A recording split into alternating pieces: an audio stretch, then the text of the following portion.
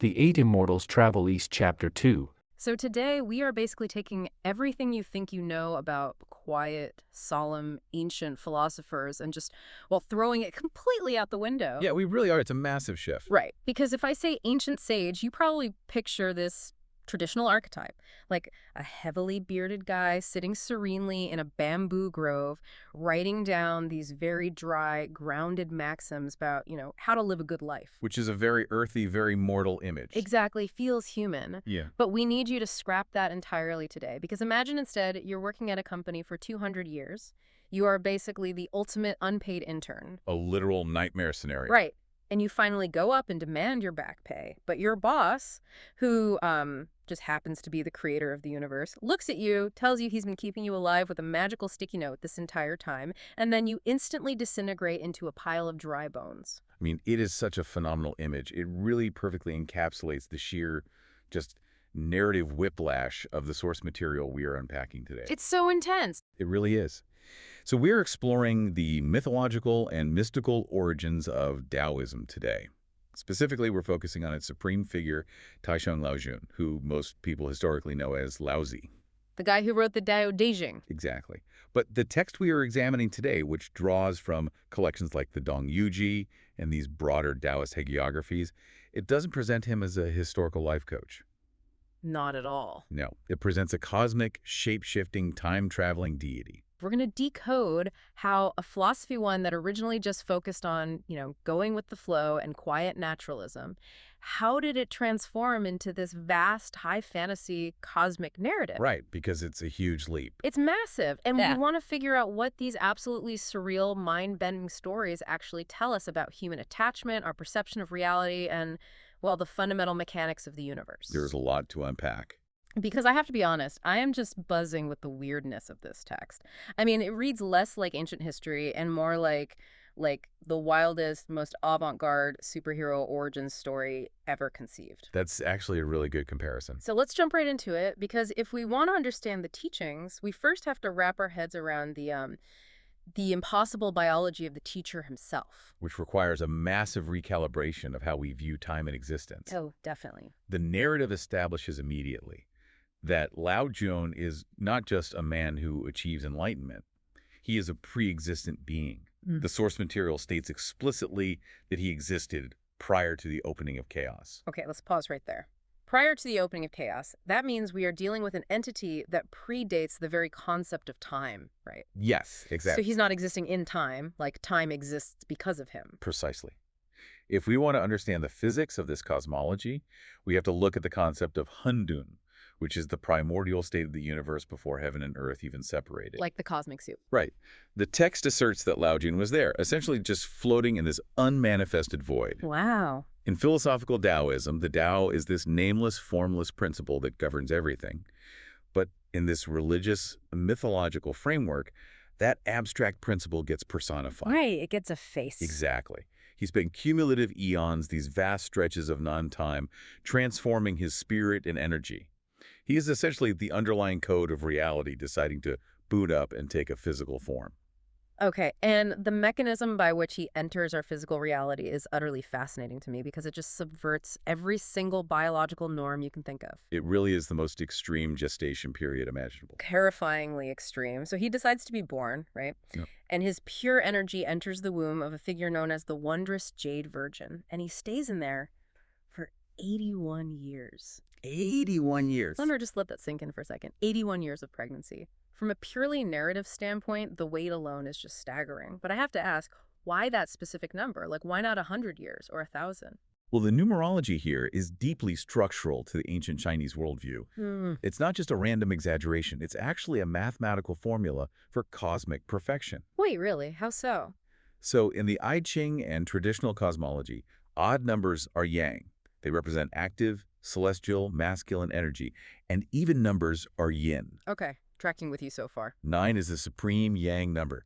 It represents the ultimate, the highest, the most potent form of energy before it inevitably has to cycle back into yin. Oh, I see where this is going. Right, so when you multiply 9 by 9, you get 81. This signifies absolute, unquestionable cosmic completion. Oh, wow. So an 81-year pregnancy is basically the text's way of saying, look, this isn't just a biological fetus growing. This is the universe perfectly calibrating a physical vessel. Exactly. He couldn't be born in 9 months because, frankly, human biology is too fast and too flawed. Yeah. He required the absolute maximum cycle of pure yang energy to literally cook into reality. It's an energetic distillation process. It is. And when that distillation is finally complete, the birth itself is equally anomalous.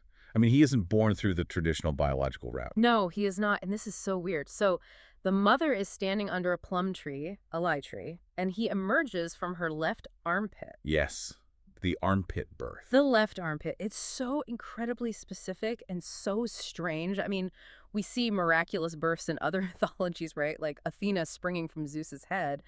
But why the armpit? And why specifically the left side? Well, bypassing the birth canal is a pretty universal mythological trope to signify purity. Right. It avoids the messy human stuff. Exactly. It distances the divine figure from the physical, messy reality of human reproduction. But the left side detail is deeply rooted in Daoist physics. Oh, really? It's not just arbitrary. Not at all. In their directional cosmology, the left side is associated with the east, and the east is where the sun rises. It's the direction of springtime, of the wood element, and most importantly, it's the direction of generation and life-giving yang energy. Oh, my God. So by emerging from the left side, he's being born directly out of the energetic channel of creation itself. He is literally rising like the sun out of her side. That is incredible symbolism. Yeah. And the moment he drops out, he immediately points at the plum tree they're standing under and says, "That tree is my surname." The Li tree. Right. Which instantly grounds this massive, mind-bending cosmic event in a very specific earthly identifier. Lai is a very common Chinese surname. Exactly. It connects the cosmic to the human. But here is where we get to my absolute favorite part. Because this baby does not look like a baby. Learner, try to picture this newborn.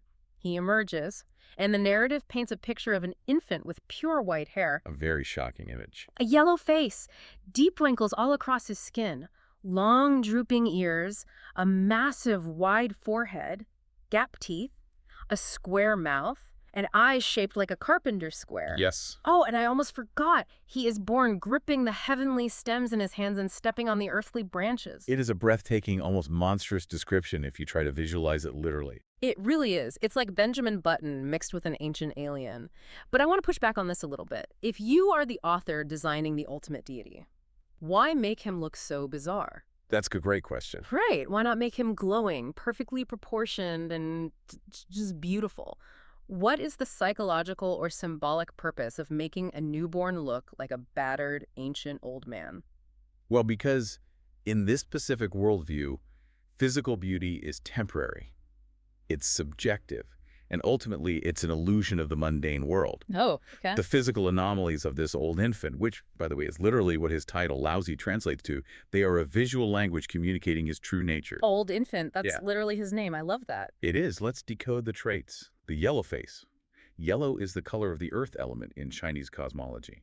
It represents the center, the anchor, profound stability. So he's anchored. What about the ears? The long ears are a classic signifier in Eastern art of longevity, but also of an infinite capacity to hear the suffering and the truths of the world. Ah, like the Buddha's long ears. Exactly the same symbolism. Mm-hmm. And the wide forehead houses a vast, uncontainable intellect. Okay, that makes sense. But what about the eyes? The eyes like a carpenter's square. That one always gets me because it sounds so mechanical. It does, but think about what a carpenter's square is. It's an instrument of perfect measure.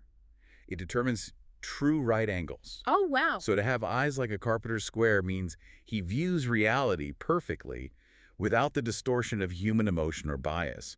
He sees the literal architectural blueprint of existence. That is such a cool detail. He's got perfect cosmic vision. And gripping the heavenly stems while stepping on the earthly branches is perhaps the most vital clue of all. Right. Explain that part, because that sounds intense. The stems and branches are the gears of the traditional Chinese calendrical system. They are what dictate the flow of time and the changing of the eras. Wait, so he's physically holding the calendar? Yes, by holding them, the narrative is explicitly stating that he is not subject to time. He operates the machinery of time itself. That is a fascinating insight. So the takeaway for you, the learner, is that Taoism is entirely rejecting this idea that wisdom is something you have to painfully accumulate through, like linear hustle. Exactly. Because our modern mindset says you start empty, you grind for decades, you learn your lessons, and then eventually you become wise. But this image of the old infant completely shatters that. It tells us that true wisdom is a pre-existing state. He doesn't need to go to school or experience life to learn. Right. He is the wisdom from the exact moment he breathes air. But having said all that, having established him as the master of the cosmic calendar, he goes out and gets a desk job. He enters the bureaucracy, Mhm. which is arguably just as shocking as his birth. It is so funny to me. The narrative briefly details his earthly resume. He becomes an archivist, the historian of the pillar, serving through several generations of the Zhou dynasty. Yes, under King Wen, King Wu, King Cheng, King Kang. So this deity, who predates chaos, is spending his 9 to 5 organizing the royal library, filing bamboo scrolls for centuries. The juxtaposition is just hilarious to me. Why relegate the creator of the universe to the basement archives? Because it is the perfect earthly manifestation of the Tao. How so? Think of water, which is the ultimate Taoist metaphor. Water does not seek the highest peak. It naturally flows to the lowest, quietest, most foundational places. Oh, that makes total sense. An archivist is invisible to the ego-driven world of kings and generals. But what does an archivist actually do? They observe. They see everything. They catalog the rise and fall of empires, the repetitive follies of humanity, the cycles of war and peace, and they do it without ever interfering. By taking this job, Lao Jun is immersing himself in the data of human existence. He's the quiet anchor watching the storm of history spin itself out. He's basically gathering the ultimate data set on human nature. Precisely. But eventually, the Zhou dynasty begins to decay, and he decides he's had enough of the archives. He packs up to travel west, leaving civilization behind. And this brings us to a massive shift in the source material. Right, because we transition from the perspective of the deity to the perspective of humanity. Because if a cosmic being is walking the earth in the guise of an old man, how does anyone actually recognize him? This great question. To answer this, we meet a man named Yin Shi. And I love Yin Shi because he is essentially the ultimate ancient fanboy. He really is. Yin Shi is the passkeeper of the Hangu Pass, which is the westernmost border of the empire. But it is crucial to understand that Yin Shi is not just some random toll booth operator who gets lucky. Not at all. The text goes out of its way to establish that Yin Shi is practically a mutant himself. Learner, listen to this origin story. When his mother was pregnant, she dreamed that red lightning wrapped around her body. A very auspicious sign. And when he was born, lotus flowers spontaneously erupted out of dry dirt around his house. And as he grew up, he had eyes that shone like the sun and arms that hung all the way down past his knees. So we're seeing the same narrative mechanics used for Lao Jun applied here, just on a slightly lesser scale, to Yin Shi. Right. It's like a mini miracle birth. Exactly. The red lightning represents a powerful, heavenly mandate intersecting with earthly biology. Lotuses blooming on dry land are a paradox. They represent spiritual purity, arising in a corrupt, mundane environment.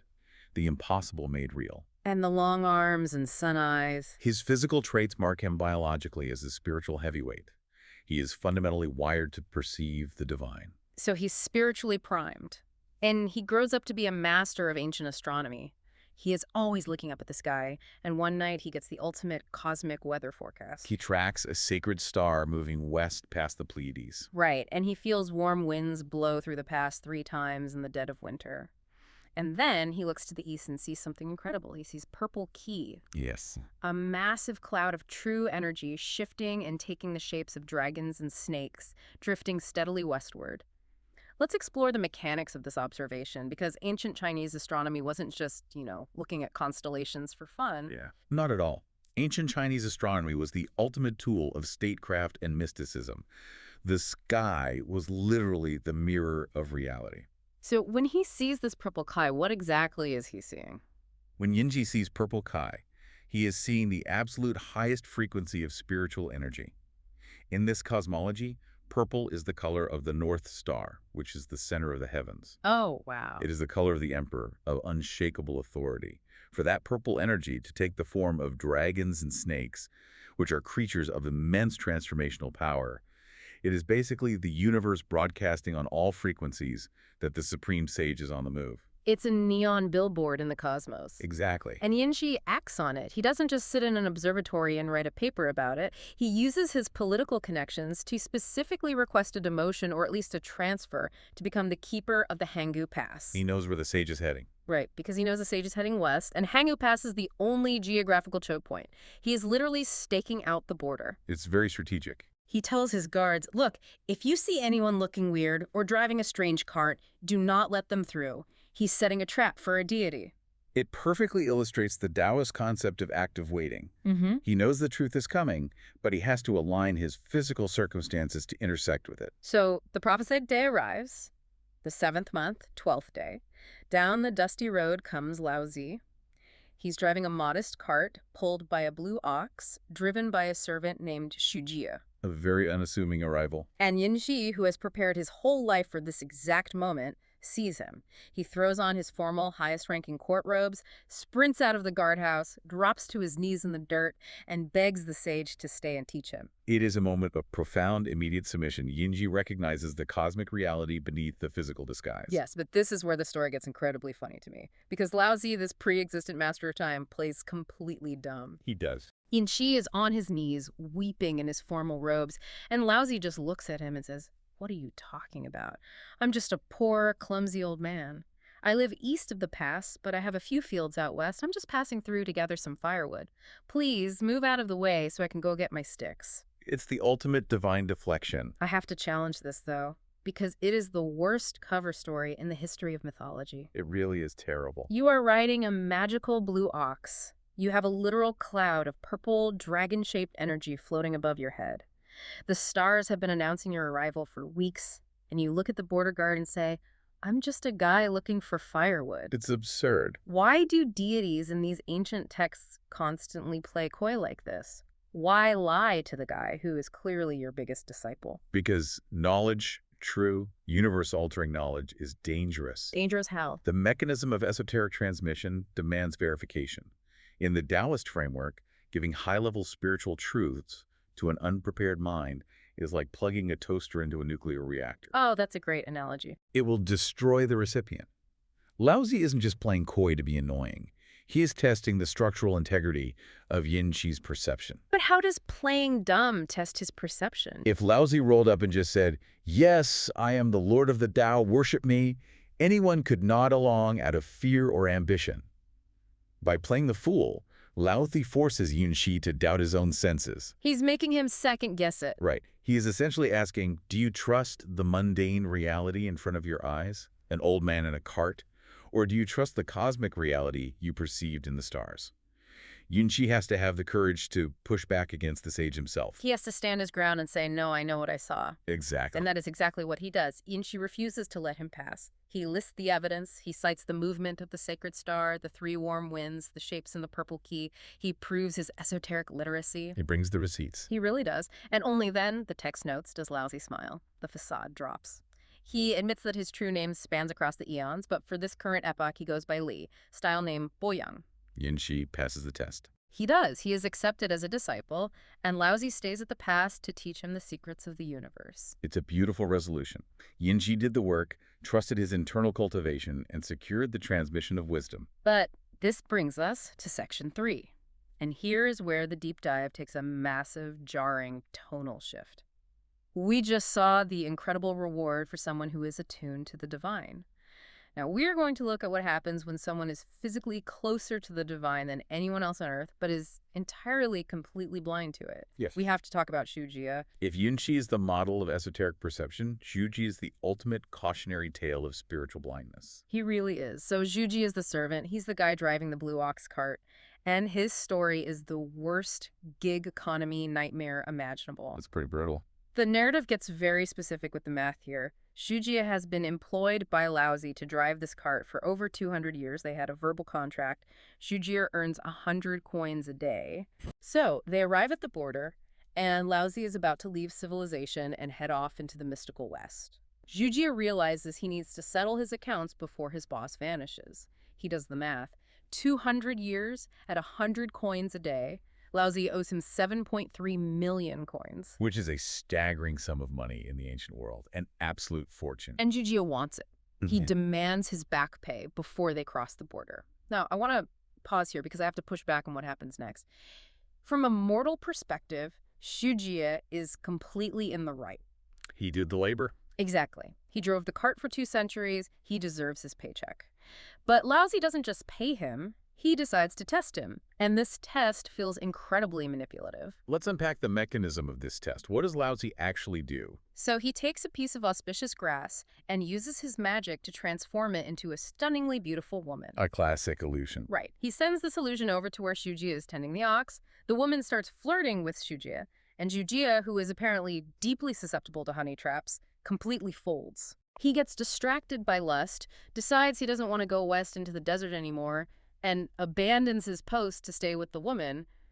But, and this is the crazy part, he still wants his money. Of course he does. So he actually goes to Yanji, who is the local magistrate, and files a formal legal lawsuit against the creator of the universe for unpaid wages. The audacity of taking the personification of the Tao to small claims court is just spectacular storytelling. It's hilarious. But going back to my challenge, isn't this divine entrapment? Laozi owes a massive debt, and instead of settling it, he creates a fake woman to trick his servant into breaking his contract. It does look bad from the outside. It sounds less like a wise sage and more like a corrupt billionaire avoiding a payout.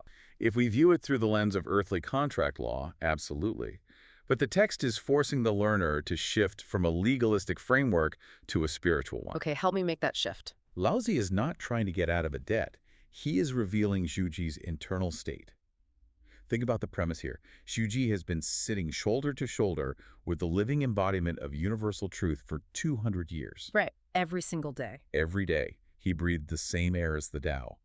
If he had absorbed even a fraction of that spiritual energy, he would have realized that earthly coins are meaningless. He would have achieved immortality on his own.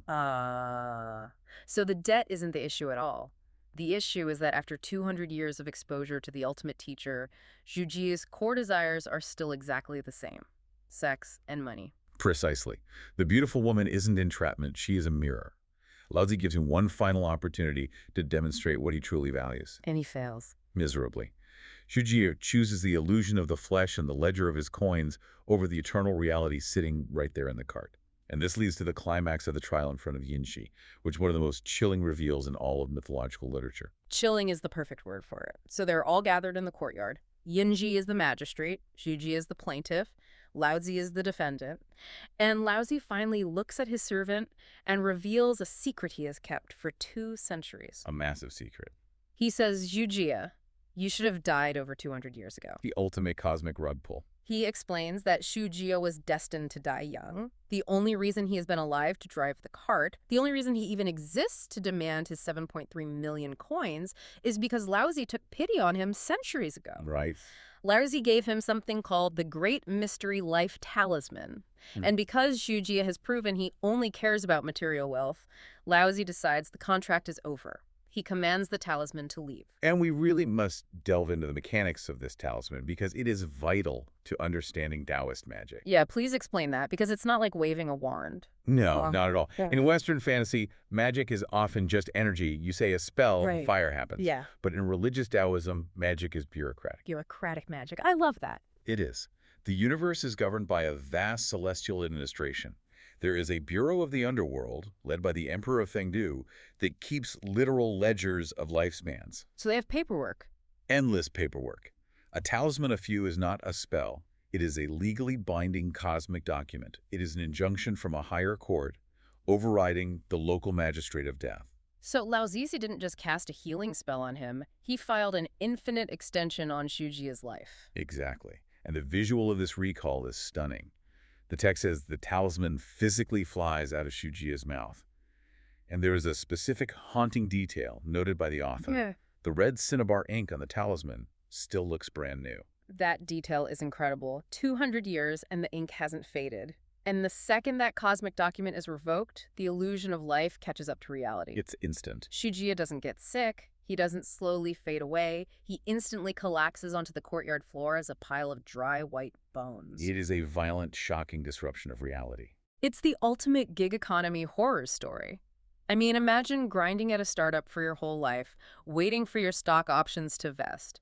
You finally demand your payout, And the CEO reveals he's been keeping you animated via necromancy, and you just crumble into dust. It's a terrifying metaphor. But looking at the philosophical core of this, what is the underlying mechanism of Zhujia's failure? Because earlier we said he was blind, but this is more than just missing the signs. The underlying mechanism is the tragedy of proximity without perception.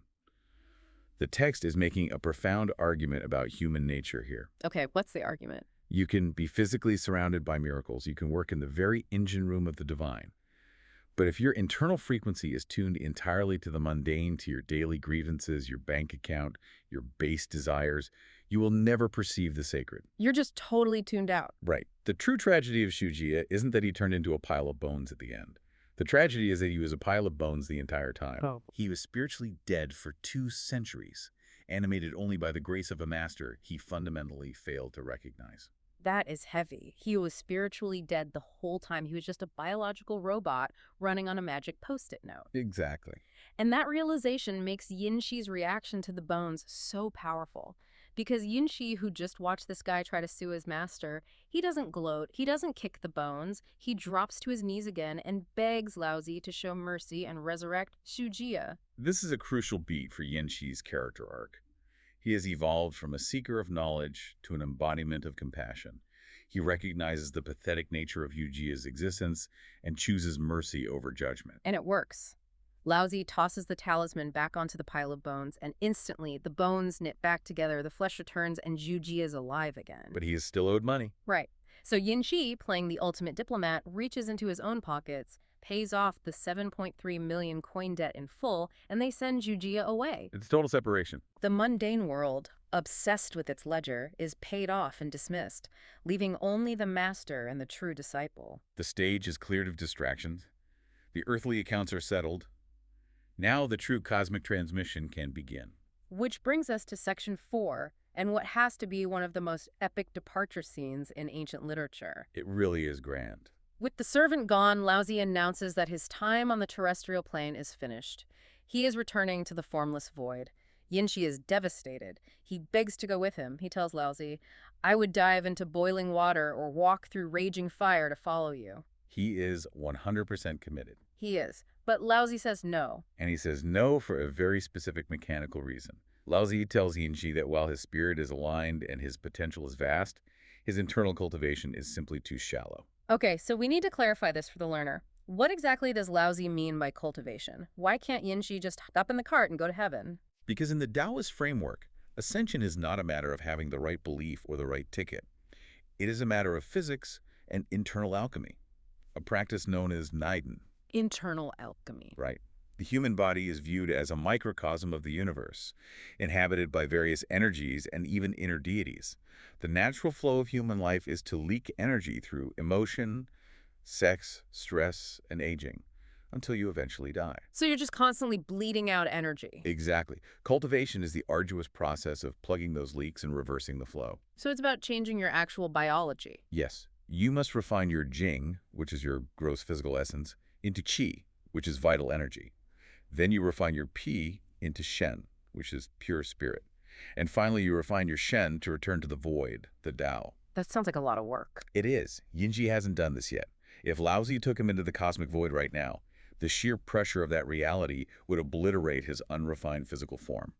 He has to build his spiritual pressure suit first. I love that. You can't skip leg day, and you can't skip internal alchemy. So Laozi gives him homework.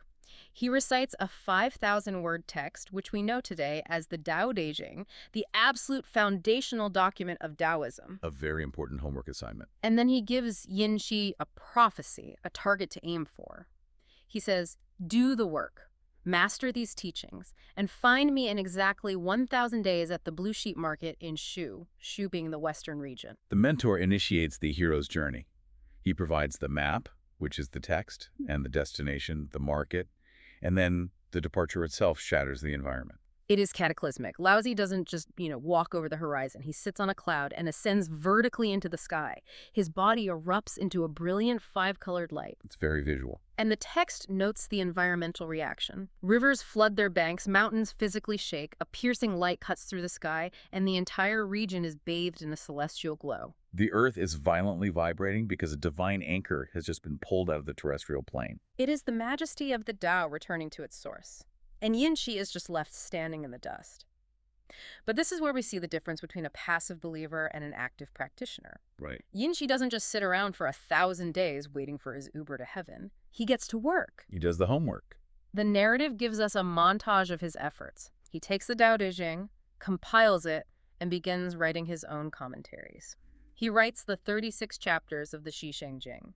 He completely isolates himself, cutting off all worldly attachment. Doing the night in practice. Exactly. He engages in that internal alchemy we talked about, and in 3 years, roughly 1,000 days, he masters it. He even writes another 9-chapter text called the Guan Yinzi. He graduates from disciple to master. Oh, he's ready. And then he packs his bags and travels to Shu to find the blue sheep market. And this reunion, the climax of his earthly journey, is one of the most surreal, culturally syncretic, and significant moments in the text. Because Laozi hasn't been waiting at a fruit stand. He has reincarnated. Yes. Laozi has been reborn as an actual human baby in a wealthy family, the Li family, in Shu. But he left a breadcrumb trail. A very weird breadcrumb trail. Before he was born, he arranged for a celestial blue dragon to transform into a blue sheep, specifically to act as his childhood pet. As one does. Right. But, as pets do, the blue sheep escapes the courtyard and gets lost in the bustling city market. Which is the narrative hook.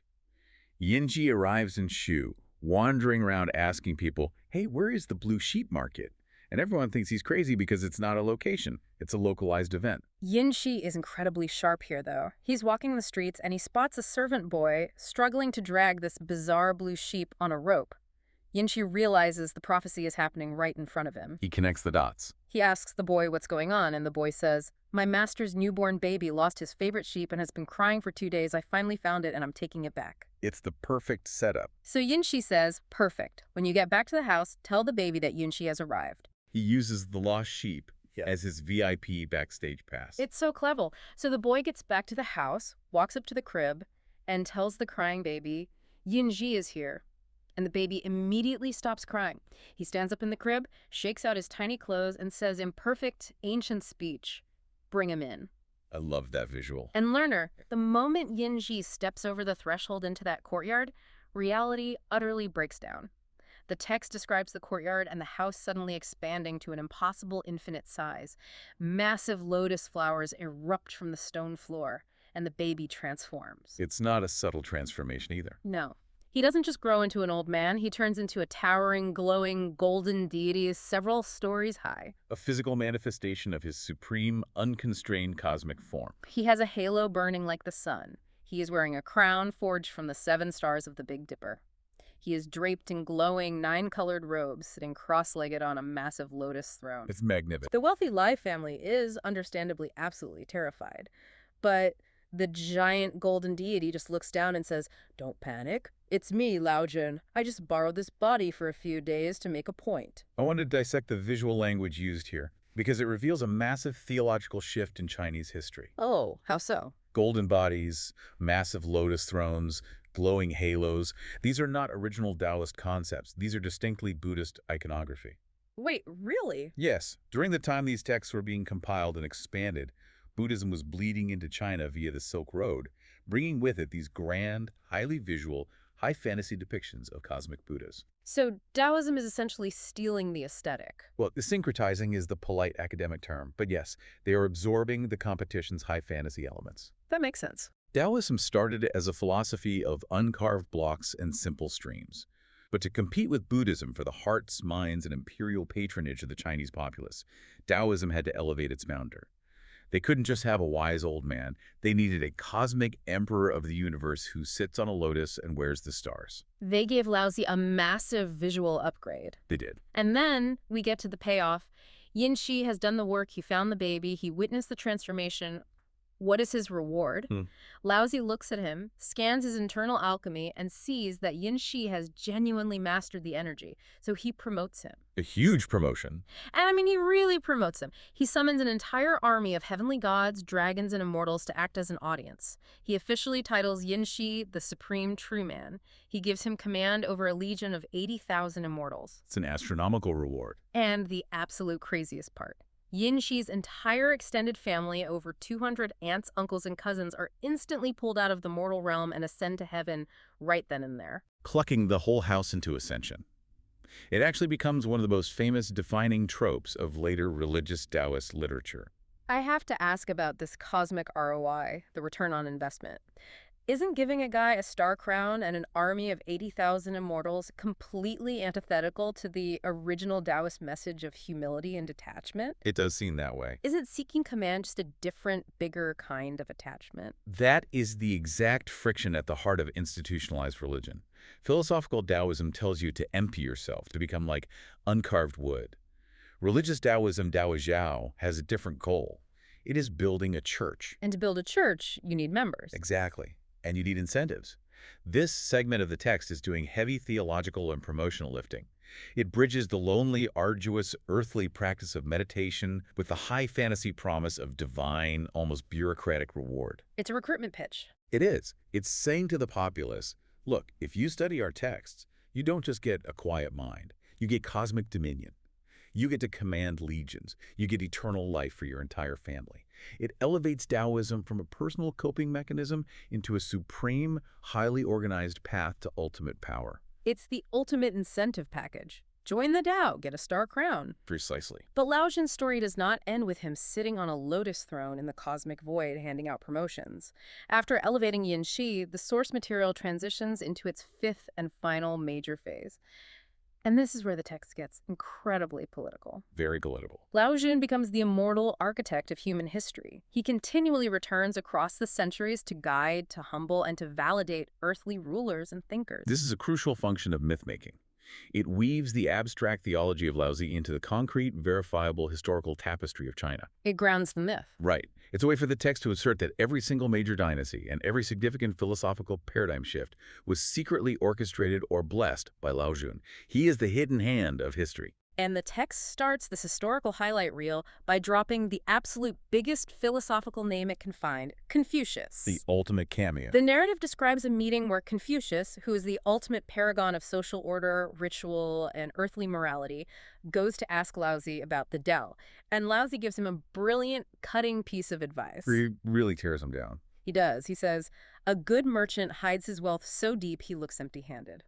A true sage possesses such profound virtue that he appears entirely foolish to the world.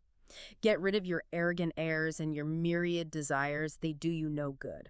It is a devastating, direct critique of everything Confucianism stands for. Really? How so? Well, Confucianism, Ruism, is entirely built on visible ritual propriety, which is called Laozi, social hierarchy, and demonstrating one's learning and moral superiority. It's all very external. Exactly. Yeah. Laozi is telling the founder of that school that his entire methodology is superficial. True power, the Tao, doesn't need to perform. It operates in the void, in wu-wei non-action. And Confucius is absolutely shook by this. The text has him leave the meeting, go back to his own disciples, and deliver this incredibly famous quote. It's a great quote. He tells them, "I know birds can fly and I can shoot them with arrows. I know fish can swim and I can catch them with nets. I know beasts can run and I can trap them. But a dragon rides the wind and the clouds into the heavens. I cannot understand it and I cannot catch it. Today I met Laozi and he is a dragon." By putting those words into the mouth of Confucius, who is the most respected, venerated mortal philosopher in Chinese history, the Taoist text is executing a masterstroke of philosophical PR. Oh, totally. It is having the competition admit defeat. The text is firmly establishing that while Confucius may be capable of managing earthly affairs and human morality, Laozi is completely beyond human comprehension. Confucius is the manager of the earth. Laozi is the dragon of the cosmos. I am the manager, he's the dragon. It's brilliant. But Laozi doesn't just humble competing philosophers. He humbles the absolute apex of human power. Yeah. Emperors. And the story of his encounter with Emperor Han Wendi is spectacular. We need to set the stage for this one. Emperor Wen of the Han Dynasty, Han Wendi, was a historically real, immensely powerful ruler. He was known actually for his interest in Honglo Taoism. But in this narrative, he serves as the archetype of the arrogant monarch who believes his power is absolute. Right, so Laozi appears to the emperor, operating under the alias Guanchengzi. The emperor is intrigued by him, but he is still fundamentally acting like an emperor. He looks at this old sage and delivers what he thinks is an undeniable threat. He tries to flex his power. He says, listen, all lands under heaven belong to the king. Everyone within those borders is my subject. You may have the Tao, you may be incredibly wise, but you are still standing on my dirt. You are my subject. And because of that, I have the power to make you incredibly rich or desperately poor in an instant. So why are you acting so high and mighty? The emperor is articulating the ancient political concept of the mandate of heaven. He truly believes that his authority is total, that the material world is a closed system, and he holds the keys to all of it.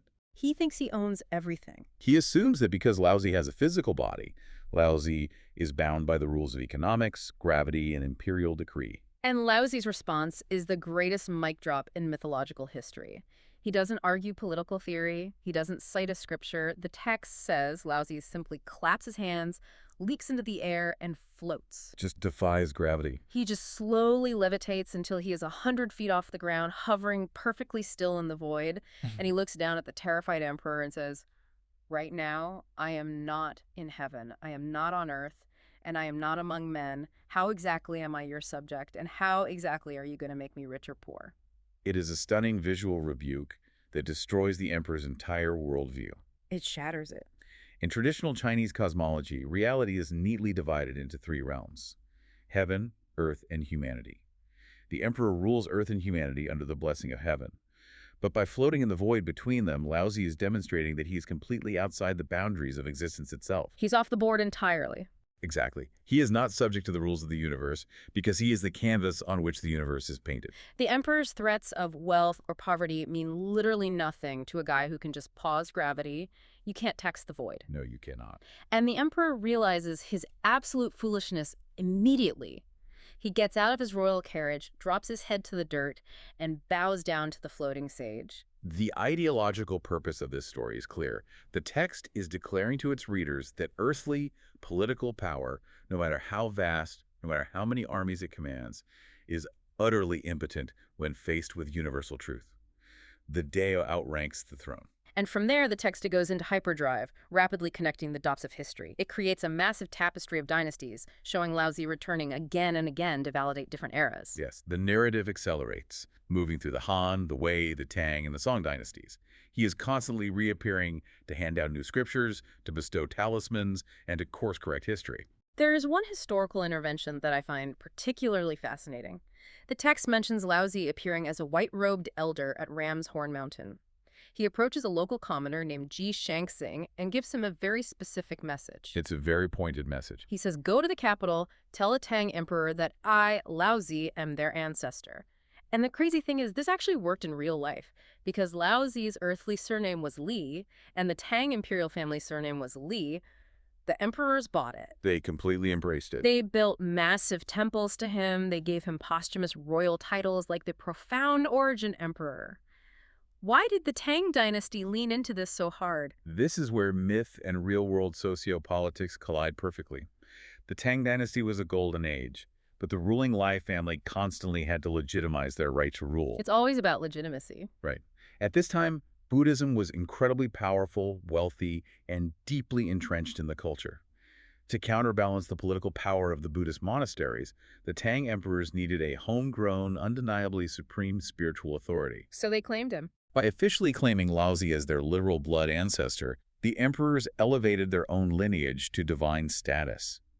They weren't just kings, they were the descendants of the creator of the universe. So the Daoist church gets immense imperial funding and protection, and the emperor gets a divine bloodline. It's the ultimate political spiritual alliance. It's a win-win for them. The text even throws in a mention of a guy named Master Wang Kui, who supposedly lived over 1,000 years, passing down esoteric secrets from the ancient Shang dynasty all the way through history. It's just this relentless parade of validation. And that is the ultimate synthesis of this final section. The source text isn't just a collection of fun, weird stories about an old baby and a floating sage. No, it's doing serious work.